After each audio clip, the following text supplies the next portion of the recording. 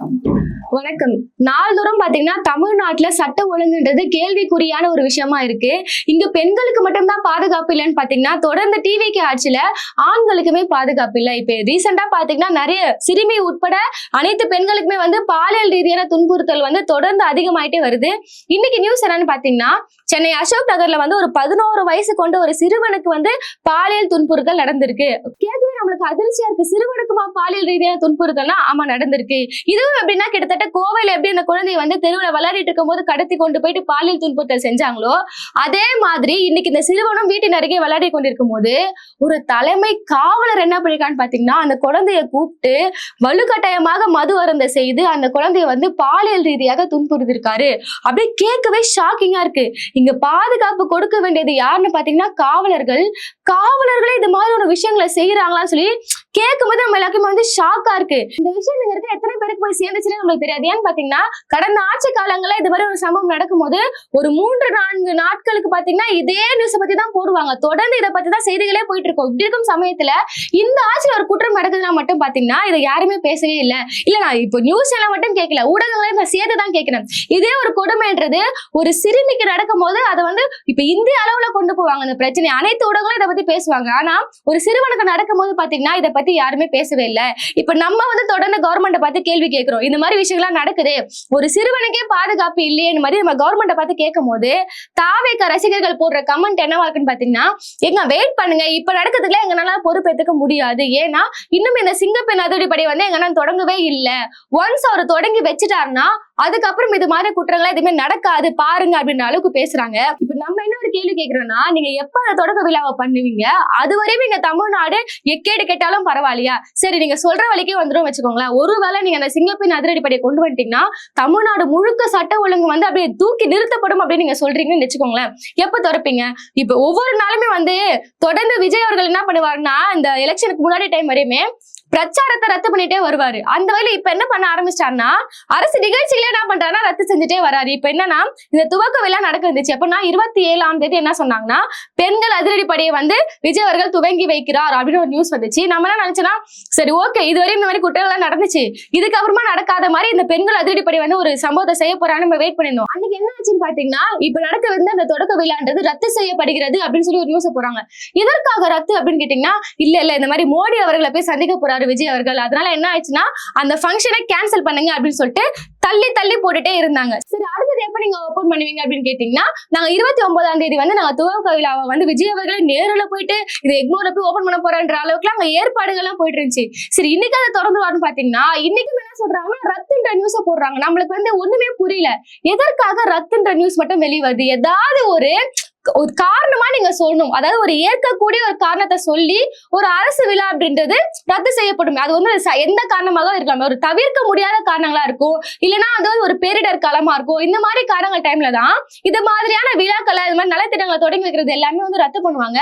இதுவரையுமே நம்ம கேள்விப்பட்ட எல்லா ஆட்சி காலத்திலுமே இதுதான் நடைமுறையாக இருந்திருக்கு. இன்னைக்கு பாத்தீங்கன்னா சம்மந்தமே இல்லாம ரத்துன்னு சொல்லிட்டு கேன்சல் பண்ணிட்டு இந்த துவக்க விழாவை மொத்தமாவே கேன்சல் பண்றாங்க. எதற்காக தேடி போய் நம்ம சர்ச் பண்ணி பாத்தீங்கன்னா இன்னைக்கு விஜய் அவர்கள் இன்னைக்கு சட்ட ஒழுங்கு இவ்வளவு சீர்கட்டி இருக்க இந்த சூழ்நிலையில இதை விட எனக்கு முக்கியமான விஷயம் வேற ஒண்ணு இருக்கு, அதை நான் முடிச்சுட்டு இதை நான் ஓபன் பண்ணி வைக்கிறேன் அப்படின்ற மாதிரி பேசியிருக்காரு. என்ன அப்படி முக்கியமான வேலை? இன்னைக்கு இவ்வளவு குழந்தைகள் பலியாகுறாங்க. இத்தனை ஒரு மூதாட்டிக்கு கூட இந்த டிவிக்கு ஆட்சியில் பாதுகாப்பு இல்ல, அவங்களே கூட்டு பாலியல் வன்கொடுமை செய்யப்படுறாங்க. இப்படி இருக்கும் சூழ்நிலையில இதை விட ஒரு முக்கியமான வேலைன்றாரு. என்ன முக்கியமான வேலைன்னு போய் பார்த்தோம்னா அவரோட பர்சனல் மேனேஜராக இருக்கக்கூடிய ரூட் ஜெகதீஷ் மாமா அவரோட வீட்டுல இன்னைக்கு கிரக பிரவேசம் நடக்குது. சோ அதை போய் அட்டன் பண்ண வேண்டியது அவ்வளவு முக்கியமான ஒரு வேலை. அது முக்கியமா இந்த பெண்கள் பாதுகாப்பு முக்கியமானு பாத்தீங்கன்னா எனக்கு இவ்வளவு நாளா உழைச்சிருக்கிறாரு ரூட் ஜெகதீஷ், அவர் தான் எனக்கு முக்கியம். ஏன்னா இவ்வளவு நாளா பாத்தீங்கன்னா இங்க இருக்கக்கூடிய பெண்களை விட இந்த குழந்தைகளை விட எனக்கு ஓட்டு போட்டாங்களே, அம்மா அப்பா கிட்ட கெஞ்சி கதறி ஓட்டு போட வச்சாங்களே, இந்த குழந்தைகளை விட எனக்கு யார் முக்கியம்னா இவ்வளவு நாளாவே நான் ஆட்சியை பிடிக்க எனக்கு ஃபேக் நியூஸ் எல்லாம் போட்டு பல்வேறு ஐடிகளை கிரியேட் பண்ணி சேனல்ல கிரியேட் பண்ணி என்ன அப்படியே ஹைப் ஏத்தி இன்னைக்கு சிஎம் சேர்ல உட்கார வச்சிருக்காங்களே, அதனால எனக்கு இந்த கிரக பிரவேசம் தான் முக்கியம்னு சொல்லி அந்த ஃபங்க்ஷனை போய் அட்டென்ட் பண்ணியிருக்காரு. சரி, இந்த நியூஸாவது வெளியே வரான்னு பாத்தீங்கன்னா இதன் காரணமாக இந்த ஃபங்க்ஷனுக்கு போறதுக்காக இதை ரத்து பண்ணிட்டு தான் இவர் இந்த சிங்கப்பெண் அதிரடிப்படையை தொடங்கல அப்படின்னு சொல்லிட்டு இது ஒரு நியூஸா போடுவான்னு பாத்தீங்கன்னா அதுக்கு பதிலாக நியூஸ் சேனல்கள் எதை நியூஸா போடுறாங்கன்னா பட்டு வேட்டியில் களமிறங்கிய சிஎம் விஜய், கோட்டை கழட்டிய சிஎம் விஜய், அதுக்கு பதிலாக பட்டு வேட்டியில் கிளம்பி வரன்ற நியூஸை போடுறாங்க. சரி, சமூக வலைத்தளங்களை போய் பார்த்தோம்னா யாராவது இதை பத்தி கேள்வி கேட்கிறாங்களா? டிவிக்கு ரசிகர்களே இல்ல டிவிக்கு ஐடியில இருந்து போய் பார்த்தோம்னா அவங்க என்ன பண்றாங்கன்னா, இந்த அழகிய தமிழ் மகள்ல வந்து தமிழ்நாட்டு மன்மதனே வாராய் அப்படின்னு ஒரு அந்த வேட்டி கட்ட ஒரு பாட்டு போடுவாங்கல்ல, இவர் வந்து ஜெகதீஷ் சார் வீட்டுக்கு போறாரு, அந்த வீடியோ தூக்கி எடிட் பண்ணி என்ன பண்றாங்கன்னா இந்த பாட்டை போட்டு ரசிச்சிட்டு இருக்காங்க. அப்போ ஒட்டு மொத்தமா பாத்தீங்கன்னா இவங்க எல்லாம் யார போய் ஓட்டு போட்டு தேர்ந்தெடுத்திருக்காங்கன்னு சொல்லி எல்லாமே ஒரு கவலைக்குரிய ஒரு விஷயமாகவே இருக்கு.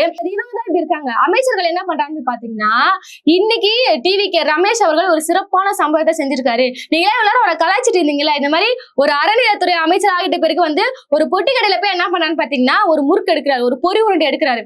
ஓகே, இது எப்ப நீங்க தயாரிச்சீங்க? அவங்களோட டேட் சொல்றாங்க, இது இந்த டேட்ல தான் தயாரிச்சது சொல்லி உங்களுக்கு ப்ரூஃப் இருக்கா அப்படின்னு சொல்லிட்டு ஒரு அறிவுத்தனமான ஒரு விஷயத்த பண்ணாரு. அணில இருந்து சோசியல் மீடியால எல்லாம் என்ன பண்ண ஆரம்பிச்சிட்டாங்கன்னா கிண்டல் பண்ண ஆரம்பிச்சிட்டாங்க. இது என்னடா இது கொடுமையா இருக்குன்ற மாதிரி. அதனால அதை பிரேக் பண்ணதுக்காக இவர் என்ன பண்ணிருக்கான்னு பாத்தீங்கன்னா, இன்னைக்கு ஒரு கோவில் திருச்செந்தூர்ல ஒரு கோவிலுக்கு போயிட்டு நான் போய் ஆய்வு பண்றேன் அப்படின்னு சொல்லி போயிருக்காரு.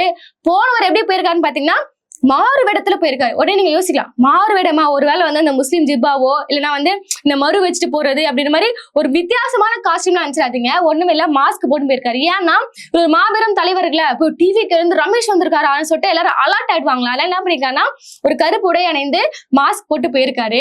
இவர் மாஸ்க் போயிட்டு போக அங்க வந்து அர்ச்சகர் என்ன பண்ணிருக்காங்கன்னா, ஓகே வாங்க, நீங்க வந்து சிறப்பு தரிசனம் பார்க்கணுமா இல்ல உடனே சாமியை பார்த்துட்டு வரணுமா இல்ல லைன்ல கஷ்டப்பட்டு சாமியை பாரு கேட்கும் போது நான் சிறப்பு தரிசனம் போறேன் போது அதெல்லாம் கேட்க 4000 ரூபாய் கேட்டிருக்காங்க. ஜிபேல அனுப்புங்க, நீங்க சிறப்பு தரிசனம் இப்படி போயிட்டு அப்படி சாமியை பார்த்து நீங்க வந்துடலாம். உங்களுக்கு இன்னும் வேணும்னா நீங்க இன்னும் கொஞ்சம் காசு கொடுங்க, நான் சாமி கிட்டே போயிட்டு உங்களை பாலாபிஷேகம் எல்லாம் பண்ண வைக்கிறேன் மாதிரி அவ்வளவு காசு கேட்டிருக்காங்க. 4000 வந்து லஞ்சம் கேட்டிருக்காங்க. இவர் என்ன பண்ணிருக்காருன்னு பாத்தீங்கன்னா, அவரும் என்ன பண்ணிருக்காருன்னா ஜிபேல லஞ்சம் கொடுத்திருக்காரு. அப்படியே லஞ்சத்தை கொடுத்து கையங்கலமா புடிச்சாராம். புடிச்சு இப்பதான் நீங்க மிகப்பெரிய ஒரு கேள்வி கேட்கணும். ஏன்னா இவ்வளவு பெரிய விஷயத்த பண்ணிருக்காரு, லஞ்ச ஒழிப்புல வந்து இவ்வளவு விஷயத்த அவர் சாதிச்சிருக்காரு சொல்லி நீங்க கேட்டீங்கன்னா என்ன ஆக்ஷன் எடுத்தாங்க, என்ன நடவடிக்கை எடுக்காங்கன்னு கேட்டீங்கன்னா அப்படியே ஷாக் ஆயிடுவீங்க. என்ன பண்ணிருக்காங்க தெரியுமா?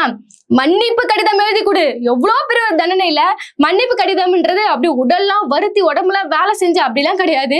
ஒரு சின்ன மன்னிப்பு கடிதம் எழுதி கொடுப்பா, இதை உனக்கு மிகப்பெரிய ஒரு தண்டனையே சொல்றாங்க. இப்ப இவரை பார்த்து இன்னொரு கேள்வி என்ன கேட்கிறோம்னா, கொஞ்ச நாள் முன்னாடி ஒரு ஹாஸ்பிட்டல்ல வந்து இவர் போயிட்டு ஆய்வு பண்ணும்போது இந்த ஸ்டெச்சஸ் எல்லாம் தள்ளுவாங்களே, அவங்க வந்து டீ காசுக்காக ஒரு 10 ரூபாவோ 20 ரூபாவோ வாங்குவாங்க.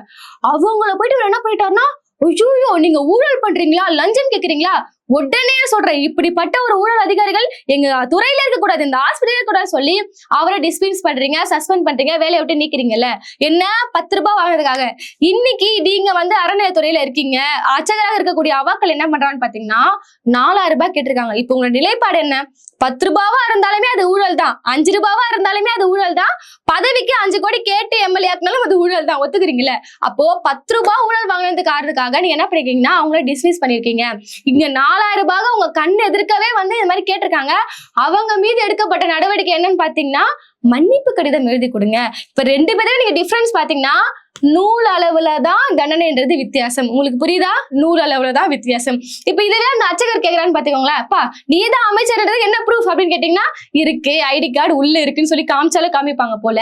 இந்த மன்னிப்பு கடிதம்ன்றது ரொம்ப ஒரு மோசமான ஒரு விஷயம். ஏன்னா நம்ம முன்னாடியே சொல்லியிருந்தோம், இந்த மாதிரி ஒரு அறநிலைய துறைக்கு ஒரு பிராமண சமுதாயத்தை சேர்ந்த ஒரு அமைச்சரை போட்டீங்கன்னா எது மாதிரியான விளைவுகளை ஏற்படும் நம்ம முன்னாடியே சொல்லியிருந்தோம். அதுக்கு இவங்க கொஸ்டின் பண்ணாங்க, ஏன் ஒரு பிராமண சமுதாயத்துல பிறந்தது அவர் தப்பா, ஒரு பிராமண சமுதாயத்துல பிறந்தவர் ஒரு அறநிலையத்துறைக்கு அமைச்சர் ஆகக்கூடாதா அப்படின்னு சொல்லி நீங்க பேசுறீங்களே. இன்னைக்கு அதோட வெளிப்பாடுதான் இதுதான். ஒரு ஸ்ட்ரெச்சர் வாங்குற ஒரு சாமானிய மனிதனுக்கு ஒரு கொடுக்கப்பட்ட தண்டனை என்னன்னு பாத்தீங்கன்னா சஸ்பெண்ட். ஆனா அர்ச்சகராக இருக்கக்கூடிய ஒரு கோவில்ல பாத்தீங்கன்னா 4000 ரூபாய் வாங்கினாலுமே அதுக்கு மன்னிப்பு கடிதம். இதுக்கு அவர் விளக்கமாறு கொடுத்திருக்காரு. ஏங்க நான் பாகுபாடு எல்லாம் பாக்கலங்க, நான் வந்து மன்னிப்பு கடிதம்னா கேட்கல, நான் ஒரு விளக்க கடிதம் தான் கேட்டேன் அப்படின்னு சொல்றாரு. நம்மளுக்கு என்ன ஒரு கேள்வினா, எதற்கான விளக்கம்? நீங்க வந்து அந்த கண் எதிர பாக்கலையா? வேற மாநிலத்துல தான் நடந்துச்சா? நீங்க போயிட்டு நேரடியாக அதை ஃபேஸ் பண்ணிருக்கீங்க. அப்ப என்ன நடந்துச்சுன்னு சொல்லி உங்களுக்கு தெரியாதா? இது என்ன சொல்றான்னா விளக்க கடிதம். என்ன மாதிரி விளக்கத்தை நீங்க எதிர்பார்க்கறீங்க? நீங்க வந்து அமைச்சர் எனக்கு தெரியாது, நீங்க அமைச்சர் எனக்கு தெரியும், முன்னாடி தெரியாம இருந்தா நான் இன்னும் கொஞ்சம் காசு கூட கேட்டிருப்பேன். இது மாதிரியான விளக்கங்களை நீங்க எதிர்பார்க்கறீங்களா? நீங்க நேரடியா போயிட்டு கையங்கலமாக பிடிச்சிருக்கீங்க. இன்னும் என்ன விளக்கம்? அப்போ இவங்களுக்கு ஒரு சாமானிய மனிதன் ஒரு தப்பு செஞ்சா தப்பு நீங்க வான் பண்ணி கூட விட்டுருக்கேன், நான் வந்து நியாயப்படுத்தல. 10 ரூபாய் வாங்குறது வந்து நியாயம் நான் சொல்ல. இந்த மாதிரி ஒரு விஷயம் நடக்கும் போது நீங்க அதை வான் பண்ணி கூட விட்டுருக்கலாம். அப்ப அங்க நடந்தா நான் சஸ்பெண்ட் பண்ணுவேன், இங்க இருந்தா வந்து நான் சாஃப்டா ஹேண்டில் பண்ணுவேன்றது எவ்வளவு ஒரு மோசமான ஒரு விஷயமாக இருக்கு. இது விளக்க கடிதம் மாதிரி கேட்டிருக்காராம். இல்ல ஒரு முக்கியமான ஒரு விஷயம் என்னன்னு பாத்தீங்கன்னா, இவரு போயிட்டு என்ன பண்ணிருக்காருன்னா, லஞ்சம் கேட்டது தப்புனா லஞ்சம் கொடுக்கறது தப்பா இல்லையா?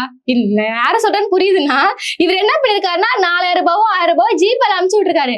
அப்ப நீங்க வந்து லஞ்சம் கொடுத்திருக்கீங்க, அப்போ உங்க மேலயும் சட்டம் பாயனால இப்படிலாம் யாரும் பேச மாட்டாங்க. லஞ்சம் வாங்குறது எப்படி தப்போ அது மாதிரி லஞ்சம் கொடுக்கறதும் தப்பு. ஒரு வினோதமான முறையில பண்றேன், நான் மாறு இடத்துல போறேன், அப்பதான் இது ஒரு ரீல்ஸ் போட்டு இதை வைரல் ஆக்க முடியும்னு சொல்லி அதற்கான ஒரு முடிவுல இறங்கி இன்னைக்கு சமூக வலைத்தளங்கள்ல ஒரு மிகப்பெரிய சர்ச்சையை வந்து டிவிகே ரமேஷ் அவர்கள் சந்திச்சிட்டு இருக்காரு. இதை சொல்லும் போது உங்களுக்கு இன்னும் யாரும் ஞாபகம் வருவாங்க, யாருன்னு பாத்தீங்கன்னா டிவிகே கீர்த்தனா. இவங்க வந்து இப்படி சொன்னா உங்களுக்கு தெரியாது, அதாவது இந்த கல் தோன்றா மண் தோன்றா காலத்துல இருந்தே இந்த உலக வரலாற்றிலேயே முதல் பெண் அமைச்சர் இவங்க தான் சொல்லி அவங்களே வந்து தற்பெருமை பாடிப்பாங்க.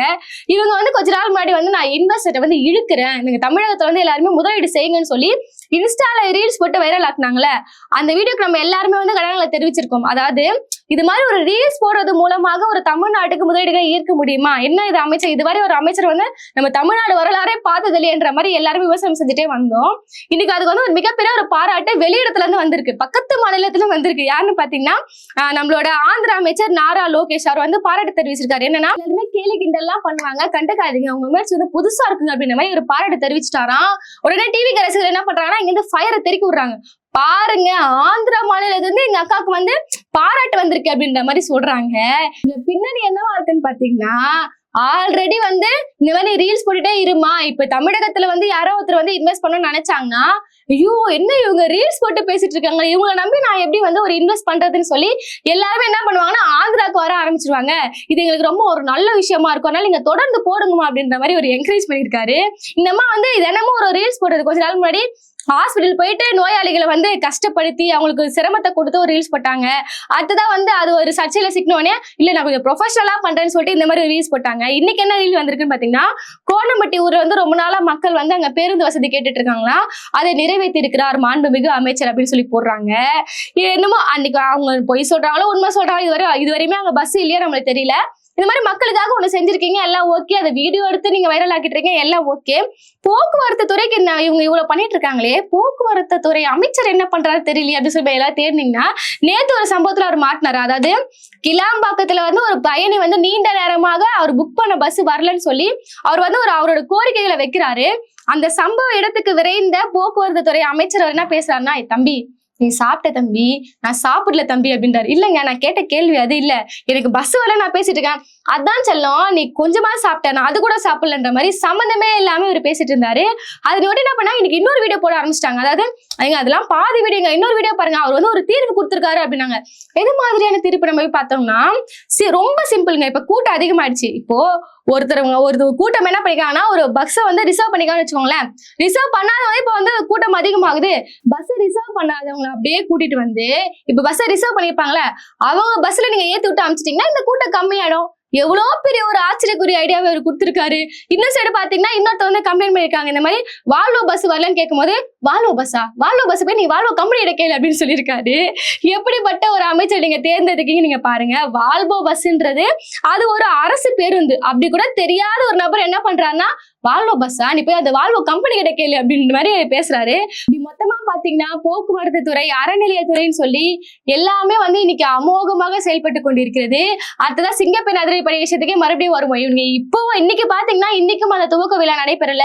இன்னும் எத்தனை நாளைக்கு அதை வந்து தள்ளி தள்ளி போட போறாங்கன்னு தெரியல. இது வரையுமே வந்து நியூஸ் எல்லாம் போதே இதை பத்தி பரபரப்பா எதுவுமே பேசாம இருக்காங்க. நம்ம பொறுத்திருந்து பார்ப்போம், என்னைக்குதான் இவங்க வந்து இந்த அதிரடிப்படையை தொடக்க போறாங்க, அதுவரையும் தமிழ்நாட்டோட சட்ட ஒழுங்கு எந்த மாதிரி இருக்க போகுதுன்னு சொல்லி பொறுத்திருந்து பார்ப்போம்.